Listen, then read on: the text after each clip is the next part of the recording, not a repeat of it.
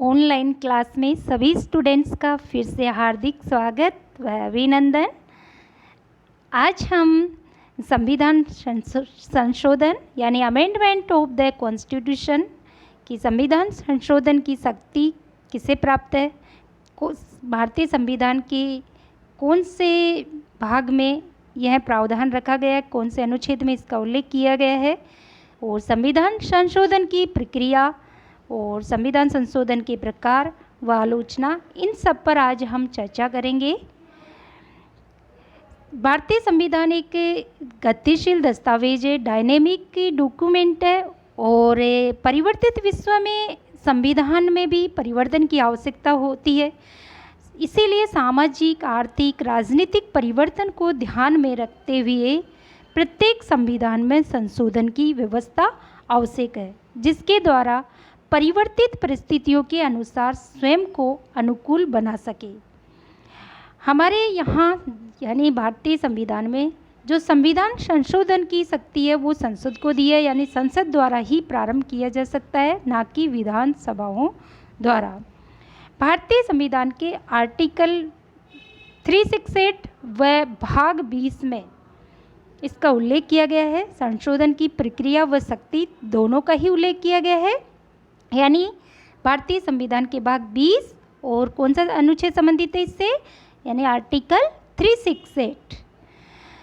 इसी आर्टिकल में लिखा हुआ है कि संसद अपनी संविधायी शक्ति का प्रयोग करते हुए संविधान के किसी भी भाग में परिवर्तन कर सकती है, किसी भी भाग को जो कि आज अनुपयोगी है, क्योंकि संविधान को बने हुए 70 साल हो गई और 70 साल पहले की परिस्थिति अलग थी, आज की परिस्थिति अलग है। हो सकता है जो नियम पहले जिसकी ज़रूरत थी आज नहीं हो तो उसे हटा भी सकती है संसद संविधान संशोधन के माध्यम से, और अगर उस समय जिसकी आवश्यकता नहीं थी वो नियम नहीं था और आज उसकी ज़रूरत हुई, रिक्वायरमेंट है, तो नए नियम को यानी जोड़ा जा सकता है।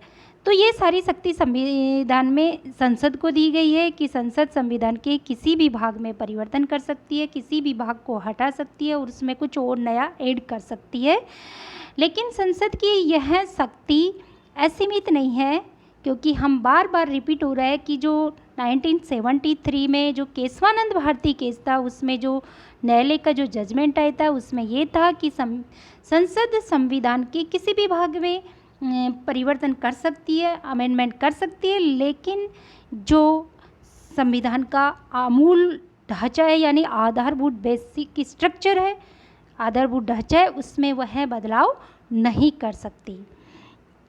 हमारा संविधान हमारे संविधान में जब संविधान सभा का जब गठन हुआ था तो संविधान सभा में यह मतभेद उत्पन्न हुआ कि जो संविधान संशोधन की प्रक्रिया है वो लचीली रखी जाए या कठोर रखी जाए, क्योंकि एक तरफ देखें तो अमेरिका में कठोर थी और दूसरी तरफ ब्रिटेन में लचीली व्यवस्था थी। तो संविधान संशोधन की प्रक्रिया कैसी होनी चाहिए, इसको लेकर के उस समय कुछ ऐसे विचारक थे जैसे मतलब जो ये मानते थे कि संविधान संशोधन की प्रक्रिया कठोर होनी चाहिए, कि जैसे गोपाल स्वामी अयंगार, सर अल्लादी कृष्ण स्वामी अय्यर, केटी साहा और के मुंशी, इनका मानना था कि भारतीय संविधान में संशोधन की जो प्रक्रिया है वो कठोर होनी चाहिए, क्योंकि संविधान में मूल अधिकारों का प्रावधान किया गया है और तथा संविधान में संघीय प्रणाली का प्रावधान भी स्वीकार किया था। उस मतलब देश में संविधान मतलब संघीय व्यवस्था अपनाई गई थी, तो इसलिए कठोर संशोधन प्रक्रिया के द्वारा संविधान में बार बार होने वाले संशोधनों को बचाया जा सकता है। लेकिन दूसरी श्रेणी के विचारक भी थे, जिनमें नेहरू जी यानी पंडित जवाहरलाल नेहरू जी थे और H.G. कामत थे, महावीर त्यागी। इनके अनुसार संविधान में जो संशोधन की प्रक्रिया है वो सरल व लचीली होनी चाहिए, क्योंकि भारतीय समाज एक मिश्रित समाज है, इनका मानना था, और समाज में परिवर्तनों को बनाए रखने के लिए संशोधन प्रणाली लचीली होनी चाहिए। तो इस तरह संविधान निर्माताओं ने संविधान में कठोर व लचीली दोनों प्रक्रिया का सम्मिश्रण किया, यानी भारत में कठोर प्रक्रिया को भी अपनाया और लचीली, दोनों ही परिस्थिति के अनुसार दोनों का ही हमने सम्मिश्रण किया। तो हमारे यहाँ पर अगर क्वेश्चन आता है कि हमारे भारतीय संविधान संशोधन की प्रक्रिया कैसी है, लचीली है, कठोर है, कठोर व लचीली, ना कठोर ना लचीली, तो हमको करना है कठोर व लचीली, दोनों ही।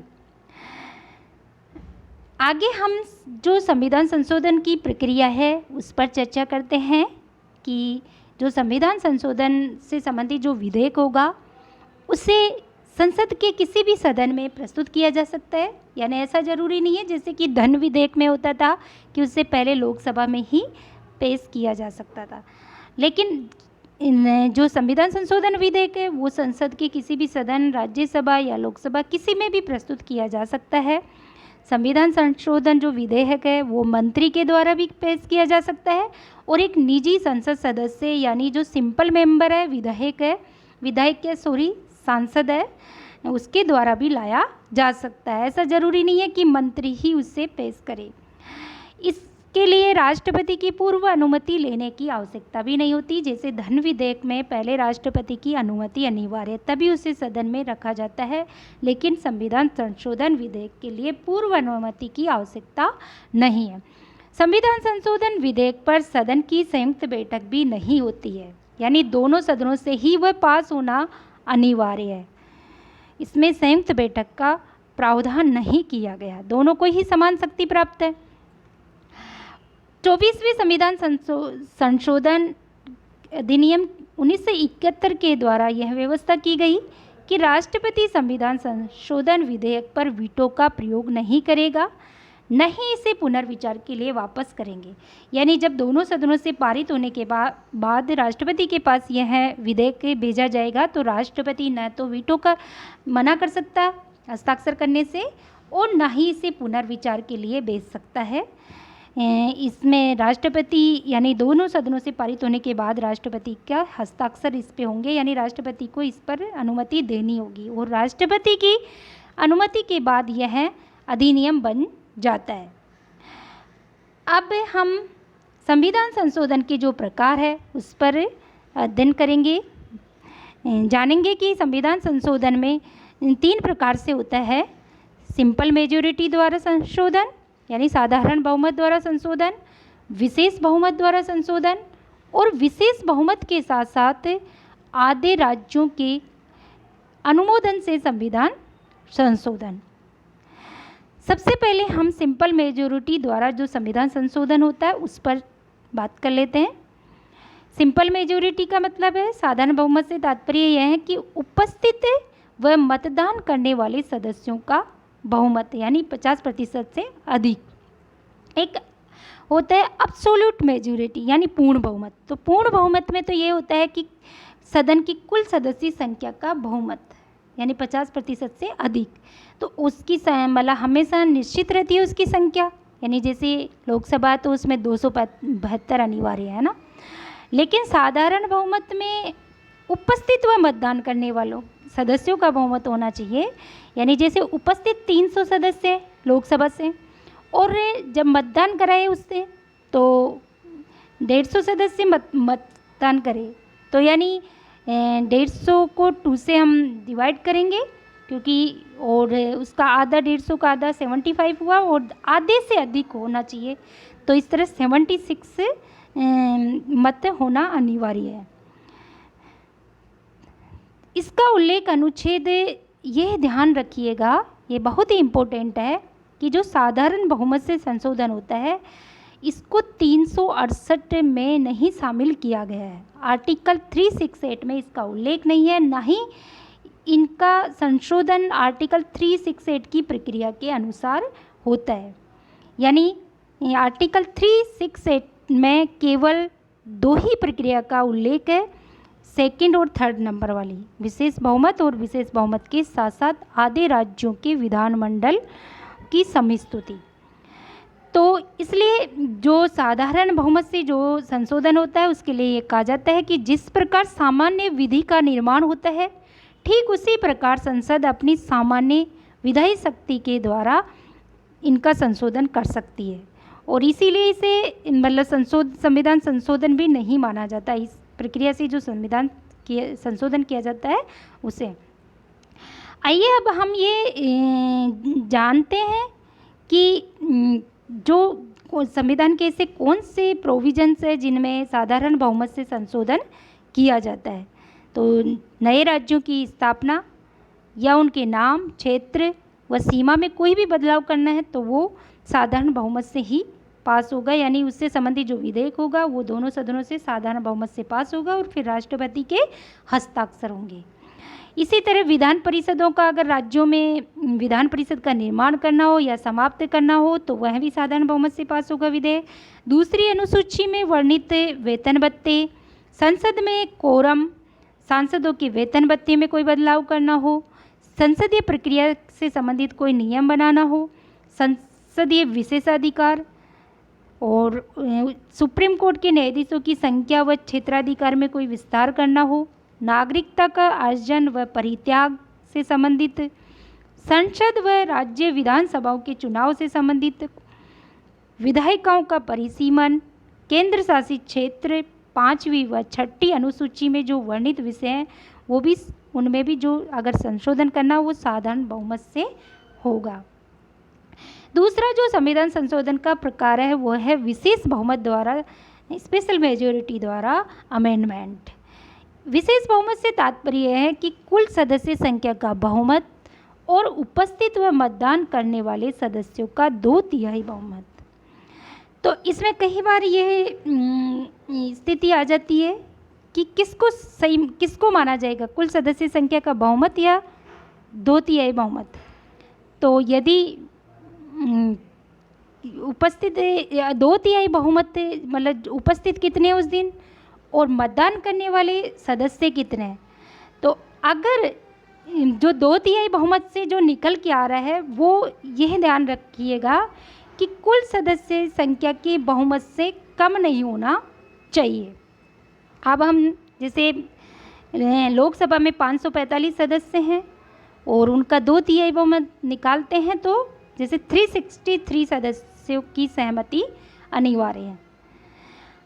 आइए यह भी जानेंगे कि भारतीय संविधान के कौन से प्रावधान है जिनमें स्पेशल मेजॉरिटी के द्वारा अमेंडमेंट किया जाता है। तो मूल अधिकारों में किसी भी तरह का कोई अमेंडमेंट करना है तो वो विशेष बहुमत से पास होना चाहिए, उससे संबंधित विधेयक। और जो हमारे डायरेक्टिव प्रिंसिपल्स है यानी नीति निर्देशक तत्व है, उनमें भी अगर किसी भी तरह का कोई अमेंडमेंट करना है तो वो स्पेशल मेजॉरिटी के द्वारा विशेष बहुमत से पास होना चाहिए दोनों सदनों से, फिर राष्ट्रपति के हस्ताक्षर होंगे उस पर।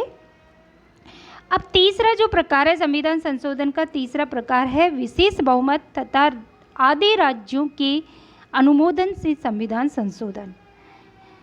यानी विशेष बहुमत के साथ साथ इसमें जो विधेयक होगा उसे फिर उसके बाद में पहले विशेष बहुमत से पास होगा वह संसद में और फिर बाद में राज्यों के पास भेजा जाएगा। जैसे कि हमारे 28 राज्य और 3 यूनियन टेरिटरीज में विधानसभाएं हैं, तो यानी 31 में 16 राज्यों, मतलब 16 राज्यों से इसका अनुमोदन आवश्यक है।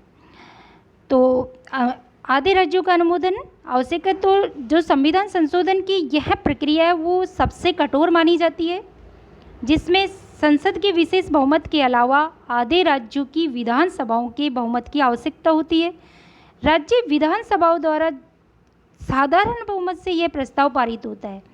यानी राज्य विधानसभाओं के पास जब इस विधेयक को भेजा जाएगा तो वहाँ सिंपल मेजॉरिटी की आवश्यकता होगी। हम पहले पढ़ चुके हैं कि सिंपल मेजॉरिटी क्या होती है, यानी उपस्थित व मतदान करने वाले सदस्यों का बहुमत। राज्य विधानसभाओं द्वारा सहमति प्रदान करने के लिए किसी भी निश्चित समय सीमा का संविधान में निर्धारण नहीं किया गया। यानी कि राज्य की विधानसभा है उसे कितने समय के अंदर, समय सीमा के अंदर पास करे या नहीं करे, इसका कोई मतलब समय सीमा का उल्लेख नहीं है। इसके अंतर्गत संशोधित होने वाले जो विषय हैं वो ये हैं, यानी संविधान के जो जिन प्रावधान में प्रोविजंस है उनमें इसकी आवश्यकता होती है, उन पर भी हम चर्चा कर लेते हैं। कि जैसे राष्ट्रपति का चुनाव या उसका तरीका, इससे संबंधित कुछ भी अमेंडमेंट करना है तो उसके लिए इसकी आवश्यकता होगी, यानी विशेष बहुमत से तो वो पास होगा ही संसद से, उसके बाद आधे राज्यों का अनुमोदन भी आवश्यक है। संघ और राज्यों की कार्यपालिका शक्ति का विस्तार, उच्चतम न्यायालय व उच्च न्यायालय की शक्तियों का विस्तार, संघ व राज्यों के मध्य विधायी शक्तियों का वितरण, और 7वीं अनुसूची में उल्लिखित सूची का विषय हो, इससे संबंधित भी जो विधेयक होगा वो इसी प्रक्रिया से पास होगा।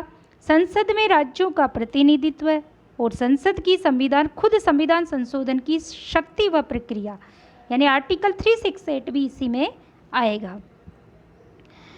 तो अब हम आगे कुछ ऐसे कारण हैं जिनके आधार पर जो संविधान संशोधन की हमारी प्रक्रिया है उसकी आलोचना की जाती है।